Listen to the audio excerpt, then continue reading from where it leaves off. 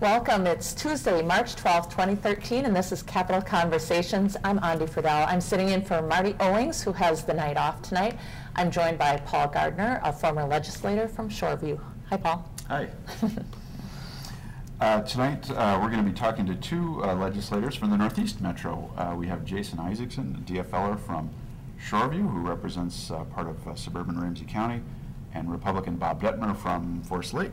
Did I get that right? That's right. That's right, Paul. Who represents parts of Washington and Chisago County now after redistricting. That's correct. We'd like to ask you some questions in a minute, but first, Andi's going to tell our viewers how they can get in touch with the show to ask some questions. As always, we invite you, the viewer, to participate in our interactive weekly political talk show. You can tweet us your questions or comments to MNCapNews or send us a message on our Facebook page at MN Capital Conversations. Well, to jump right into the first major bill that was passed through both houses and is now in conference committee is the healthcare exchange. A lengthy debate in both houses, in the House and the Senate. Now it's in conference committee. The funding mechanism for that is different in each one, and there's a few other issues about governance and board members and so on. But is it really all over except the shouting here, or is there any, let me ask you, Representative Dettmer, from the Republican perspective, have you got anything left to be able to stop the healthcare exchange or to modify it? Well, to stop it or modify it, you have to have the votes. Mm-hmm. Obviously, we don't have the votes. So I think it's on its way, you know, unless there's individuals in the representatives and senators in the DFL that maybe would like to take a look at it more and maybe not rush it through quite so fast. I heard it 3 times, you know, state government finance, capital investment, and then I'm also on the Ways and Means. So I got to hear through. We tried to get some amendments on it. It's a little bit difficult. I think if you take a look at the cost involved, you know, I think it was $110 million just for setting up the website. And the way it's set up, I think Minnesotans could probably use that money more wisely in helping those. I think we only have 3% of the population of Minnesota that doesn't have health care. And that's about 160,000 people. And maybe help reduce the cost. And there's other things we can do. But we're mandated by the federal government. So we have to do something. And either let the federal government come through and do it for us, or do the exchange ourselves. I think there's, I don't know if there's 24 or 25 states that have decided to, hey, we're not going to get involved in it, let the federal government do it. But Minnesota's chose to go the other route. Very good. Yeah. And Representative Issacson, I've gotten a lot of email from, I'd say, the left-leaning interest groups like Take Action Minnesota, who are looking for changes to the bill or the acceptance of some of the House version and some of the Senate version and get them right. Is there any really fundamental difference from a progressive standpoint between those two bills, and is it pretty much ready to go with just a little bit of change? Well, I think you're seeing probably a little bit of horse trading going on right now. The Senate and the House side, there is some pretty, I wouldn't say fundamental, but significant differences between the two. And I think the real concern for many folks is partly making sure that we have the right message about this from the beginning. I think Representative Dettmer is right that it's a significant amount of money, and the real question is picking and spending our money wisely in healthcare in the first place. And he's exactly right that we're stuck in a situation where we could do it ourselves or let the federal government do it. The problem, of course, being if the federal government does it, it's at a considerable higher cost than if we do it ourselves. And so that put the debate into kind of interesting terms when some folks were still arguing like we were going to stop it from happening, and other folks were arguing like we need to do it better. And it kind of made a disfractured or a discord among those that were debating in this issue. When you're looking at the conference committee now, I'm more concerned with just making sure that they put a final product out there that's going to be a benefit to the state. I mean, if we have to have this in the government, you know, as we know, the federal government passed it along, we need to make sure that it's the best possible version for Minnesota and not wasting money. Let me throw out one question for both of you, and then I'll turn it over to Andi for another question. But I'm a little mystified because of this. It seems to me that the Affordable Care Act has saved capitalism in healthcare. And a lot of Republicans would say we shouldn't have any federal government intervention of this size. A lot of people on the left would say, you know, I really wanted a single payer. So now we've deferred the question about single payer for years, maybe forever. It just seems like the Affordable Care Act is messing with both parties' narrative about health care in some way. Am I wrong? Well, I think I've always felt that we could do a lot as a state. I think Minnesota's always done, I think, a very good job taking care of our people. Those that say can't afford insurance, we've provided that care for them for insurance. But you know, at one time, I think 94% of the people, you know, had insurance. But we have to do something about the cost of insurance.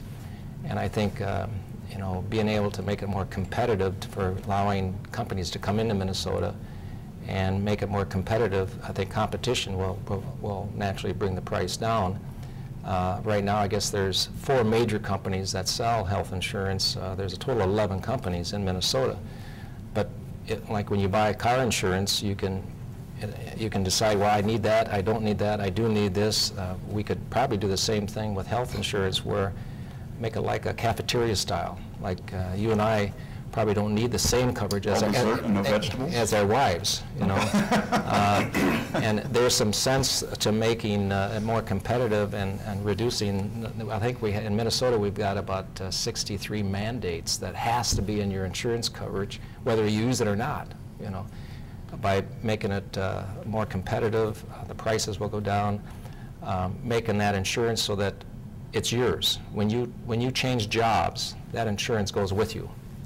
It's not your employer's insurance. It travels with you, and then you can then negotiate with your new employer to say, well, how much are you willing to pay towards my coverage? Can I jump in there? Because you said something interesting, and I want you to explain that, that your coverage would be different than women's coverage. Yeah. And so just the obvious one would be childbearing. Yeah. I mean, that's a huge cost. That's right. Are you saying that women should be paying more? No. What I'm saying is, if we purchase insurance, you and I, Paul, would not need the same amount of coverage. So that would reduce the cost of, say, our family insurance or individual insurance. You wouldn't have to you could reduce the cost that way for a family, because you wouldn't need as much coverage for everybody in the family. That was what I was trying to point to. But a single female, how would like? Well, then you know, there's probably some coverage that you wouldn't need that us men need. You know, you wouldn't need to have the same coverage. The urologist man. That right now, there's mandates. You have to have that in your coverage, and I think we could do something to reduce the cost, make it transferable with you as you move through your careers. Tort reform is another big thing. I know just north of Duluth, there's no doctors that would deliver babies north of Duluth. You got to come into Duluth to do that because of the cost of insurance. Tort reform would be another way to reduce the cost. And so there's ways that we can, but we've never taken this is how we're going to do it. Well, there's a couple things I would give you a little pushback on there.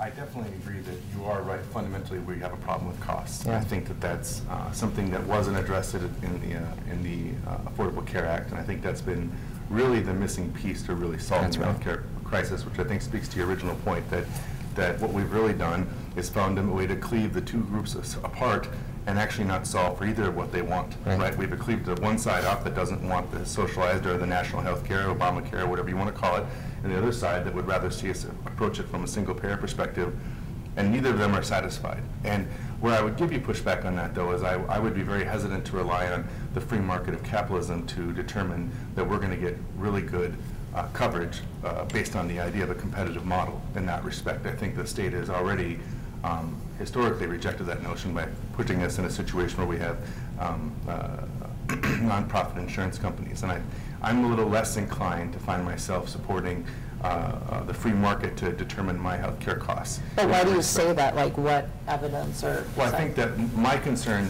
more importantly, would be when I look at the nature of health care, right?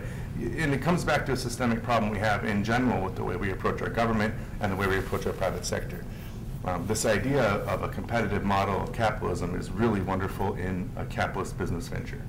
But when you begin to involve unintended actors in the way we provide that support, such as in our schools with our students, and in many cases, folks that are in a disadvantaged situation that need health care, I find that the capitalist competitive model doesn't always lend itself to those that can fall between the cracks or fall into the safety net zone. And for me, my concern with the way we allow insurance companies to run that side of it is going to lead people out of insurance, because if, in my opinion, the way in which we manage our insurance companies and the idea that we're going to unregulate them and naturally we're going to have better coverage for everybody has not proven to be true.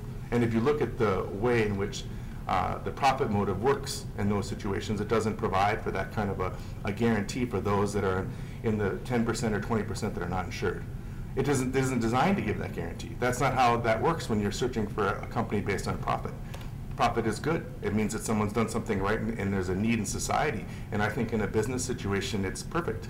But I think that when you start involving people's lives and healthcare decisions, now we're on a different story, and that's where we can't put the profit as the primary motive or impetus for doing what we need to do. So that's a good chance for us to switch to another question. As I said, I thought that the issue was all over except for Let's move on. Okay, I get it. You both got your turn there, but we'll flip it over to Andy. All right, I want to talk about the same-sex marriage bill that it passed in committee in the Senate and is expected to pass in the House committee tonight, moving on to the full House and Senate tomorrow. It appears there may be some momentum in this area, despite a recent poll showing most Minnesotans do not support it. Do the Democrats have the votes to pass it? How do you feel about this issue? I know how Buffy is. No, I'm not sure about that. I don't know at the answer. I'm not the one doing the whip counts on those. I can tell you that I support it, and I hope to see it through. It's a civil rights issue to me. I certainly don't want to vote on it before I vote on a budget. I certainly don't want to vote on it before I voted on some of the things, or before I get a chance to work on some of the things that I was elected to do and I ran on, with education and with the budget, and those are my primary focuses. But I did sign on to the bill, and I'm proud to vote for it when it comes up. I just don't know when that's going to be. And I think there's a lot of people doing a lot of work behind the scenes to get some sense of that.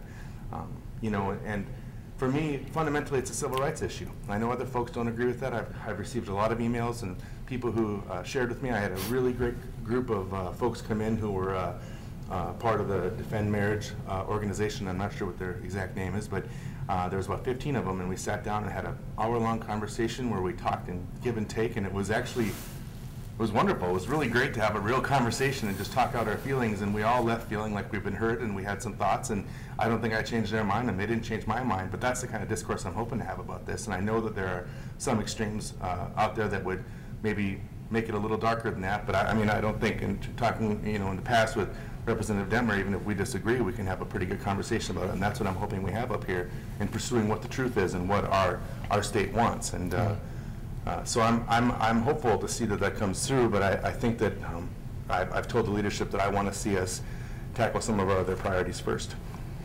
Representative Dettmer, I'm pretty sure where your conscience lies in here and your principles, but what can you do as a spectator, perhaps, of this? Well, first of all, I was kind of disappointed that this was brought to the forefront, because at the beginning of the session, the leadership, the Democrat leadership, said that, no, the budget is the main thing we have to work on and not the social issues.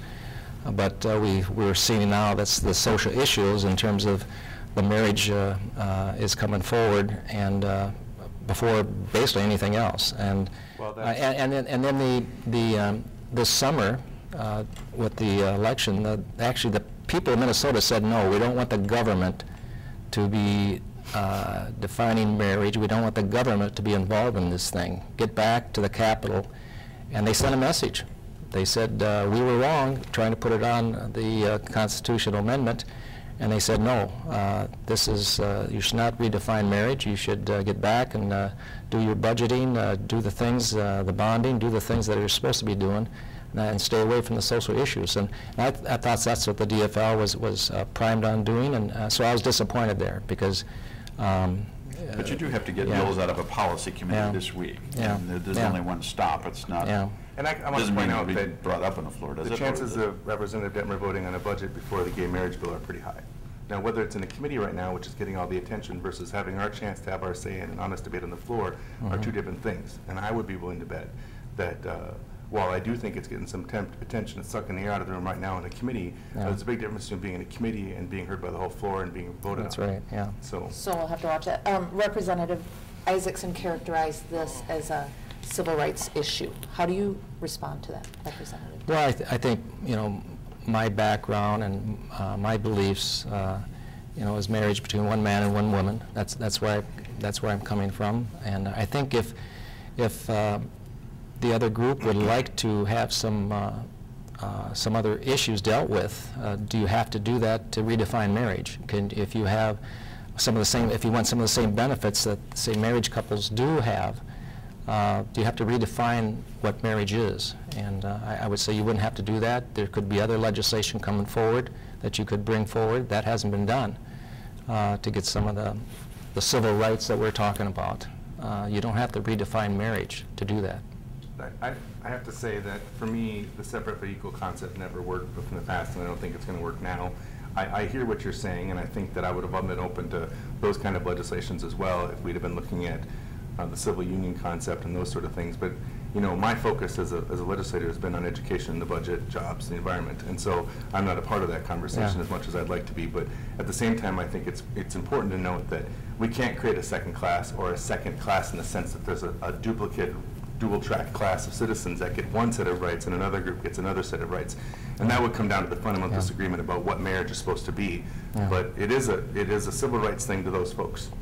And I think we both agree to disagree on this subject. You're being awfully nice about it. My gosh. Well, I actually like him. So same here. Yeah. You got Matt Garofalo up here. He's got some theater, but he's a reasonable man. So very good. Likewise. Okay. Well, let me jump into another hot issue on firearms. Very au courant. We've seen some liberal observers be upset with the DFL for pulling back on tighter restrictions on ammunition and assault weapons, but there's a bipartisan interest with a bill that's come out led up by Representative Hillstrom. I signed on to that. Which focuses a lot on penalties. And so some DFL activists and others have said, gun control advocates have said, why the pullback? And we thought that you guys are all on our side and so on. And, but my observation is there's a big regional difference. And since I'm saying that the liberal wing is asking about this, maybe we'll ask first Representative Issacson how this debate is developing in the DFL caucus. Well, I mean, it's a difficult discussion. It's a difficult discussion because we've got some folks that have very good NRA ratings, and we've got some folks that have the most guns per person illegally in their districts and in their district. And so it's a real kind of a scary topic. And I think that there may not have been an appetite, as I think our more liberal friends would want, to go after the guns themselves. And I'm going to step out of the party line and the party platform for a second and just express my view on this. The idea, I think, that we're going to take guns from people is ridiculous.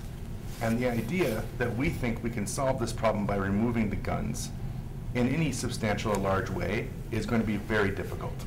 And I think, frankly, doesn't have the political will to go through.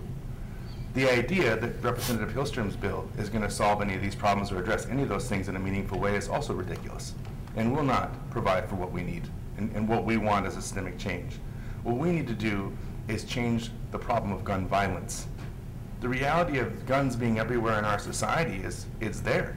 And I don't know that you can go out and, pour the milk back in the jar once it's been spilled, right? But the idea that we can educate and get people to be aware and over time change the cultural understanding of guns is perhaps the most important thing we can do. And so I don't think Representative Hillstrom's bill does that. The two bills I signed on to were the ones that talked about the clips and some of the regulations on gun show loopholes, and the other one was about the mental health issue. To me, those are the systemic issues that deal with more so than whether or not I'm going to take somebody's assault rifle away and what is an assault rifle. I think that's a real problem I have, is that we get caught up in that battle. Is it 2 parts to the gun? Is it 3 parts? Does it have a grip? Does it have a shoulder? A gun's a gun, and it shoots, and they are everywhere. And this idea that we're going to do that, and I know there's some of my liberal friends would be really angry with me for saying that, but I am tired of having a conversation that doesn't resemble where reality is on this issue. And the reality is those guns exist, and that we have to train our populace to know how to manage that and handle it responsibly. That doesn't mean I'm an advocate for assault rifles or cop killer bullets or people having bazookas or anything like that. I think assault rifles are ridiculous things for us to own.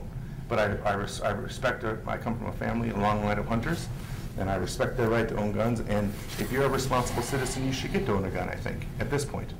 But I think that we got to have background checks, and they've got to be universal. And I know that's a real sticking point with the right and the NRA, but the NRA is wrong about that. We'd like to go to Representative Dettmer, and then we just have a couple minutes left, and we want to have time to ask Representative Dettmer about his bipartisan work on veterans. Yes, I know you have to go and vote and get to committee, but do any of these measures equate to lower gun violence? Or I signed on the Hillstrom bill because it does take a look at the mental health issue, and but the Second Amendment rights is something that we just can't push under the carpet. They're there, and we need to make sure we enforce. And we've taken an oath of office to support and defend the Constitution, not only in the United States, but also the state of Minnesota. And we could say the bad guys will always find ways to find a weapon, whether it's a knife or whether it's a gun or whatever. In this case, the threat that happened out east with the school children. You know, we have school superintendents, we have school boards. They can decide exactly how they want to deal with any types of issues with their schools. I don't think the state needs to redo the Second Amendment to get into those issues. We have people that are hired and people that are elected to office in the grassroots of the schools that can deal with that. But we can't just have a policy say we're going to be collecting, like the representative said, we can't be just going out collecting the guns from people.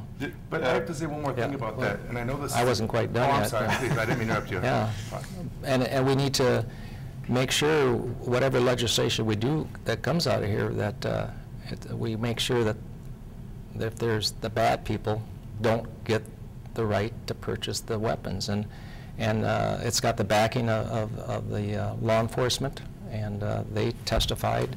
So are you closing the loopholes in the bills that are up? I think what we're doing with that is just looking at the laws we do have on the books and making sure they're reinforced and making sure they're followed. There's a lot of laws in the books, and I don't think we need anything new to do what we're supposed to do. And but like I said, you know, if a person wants to go out and has some mental problems, they'll find a weapon, regardless if it's a handgun or a rifle or a shotgun or whatever it is. And those people are a problem. So what do you, either of you, what do you say to the person who says, some of the victims and just general people, I have the right to not be killed? I mean, what do you say to that? It used to be, you could say, oh, yeah, that one example where someone went postal. Mm-hmm. Everybody remembered it, everybody knew about it, and now it's like, oh, well, there was that school shooting, but oh, don't forget about the theater shooting, and there's something else, and I can't quite remember.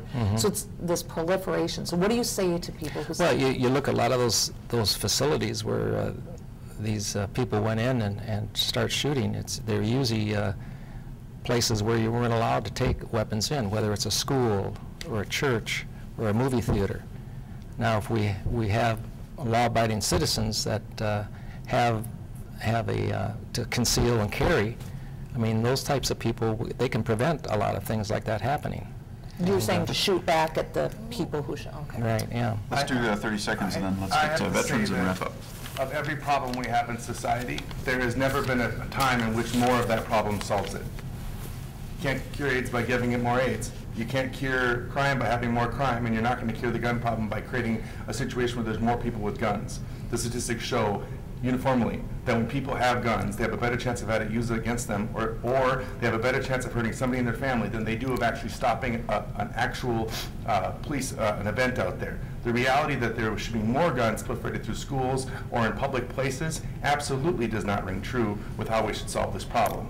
So I have to disagree. Let's hit on some good old bipartisanship by talking about our veterans. Representative Dettmer, you're a Republican, but you're the lead author on a bipartisan bill dealing with veterans in Well, Minnesota? I think Let us know about that. most of the bills are bipartisan, and when it comes to veterans. And I met with the governor last week, and the main emphasis was House File 59 and House File 60, which is to get rid of we're one of the only 6 states that still tax our veterans after 20 years of service, men and women serving. We're one of the 6 states that still tax their veterans' retirement pay. And what other states have figured out already is that if they get those veterans after 20 years, now they're in their 40s, to come to the state, and come to Minnesota and retire here, they bring their health care with them, with the TRICARE, they bring their educational benefits with them, their Montgomery GI benefits, and now their spouse and their kids can use it. They'll buy homes here, they'll buy vehicles here, they might start companies, might start hiring people. They have 20 years of experience now. The skill sets they've developed, leadership skills, a lot of companies want leaders to hire, and they come from all over the United States, and especially if we could just keep the Minnesota people here and retire, that would bring millions of dollars into the state. But there's other issues that veterans are dealing with, particularly coming from traumatic situations in Iraq and Afghanistan. Yeah. Or that issue is important, but Yeah. there are things like mental health and reintegration in the workforce. Is your bill going to address those issues? Those two won't, but there's I have an omnibus bill, and it has six different articles. The first article, and I met with the governor on this too, and it's never been done before in the state to have an omnibus bill just that covers veterans issues. Because what happens is, with veterans issues, they put them in other bills to do what? To get people to vote for those bills. When I first came here, I said, why are they doing that? They should have veterans, should be a nonpartisan, should be a separate bill all in itself. So I finally put one together, and we'll see if we get it through the committee process. Congratulations for that step. Yeah. And why don't you give us the first bill one number? We've got to close up. Let's see if I got it written down here.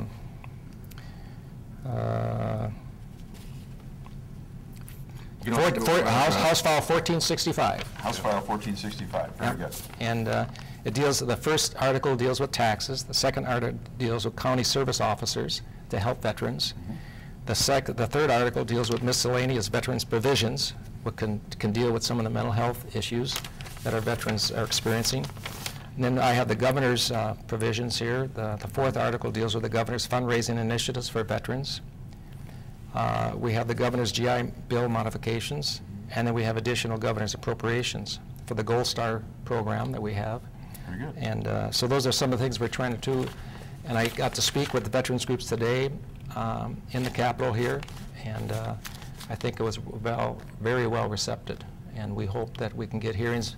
Senator Reinert is carrying it in the Senate from Duluth, and I'll be carrying it in the House. We hope that we get it through the Republicans and Democrats, it's the Army and the Navy. And the governor's Army and the Reinert. and the governor's the commander-in-chief. Very good. Well, we'll follow it and maybe have you come back later. I would love to. So, yeah.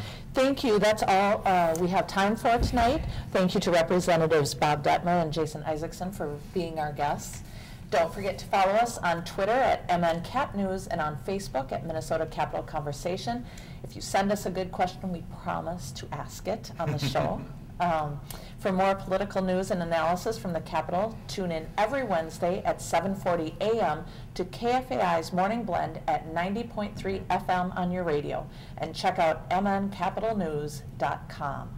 We had media production assistance from Cliff Dahlberg. Our producer is Catherine Laudensager. I'm Andi Friedel for Marty Owings and my co-host Paul Gardner. We'll see you at the Capitol.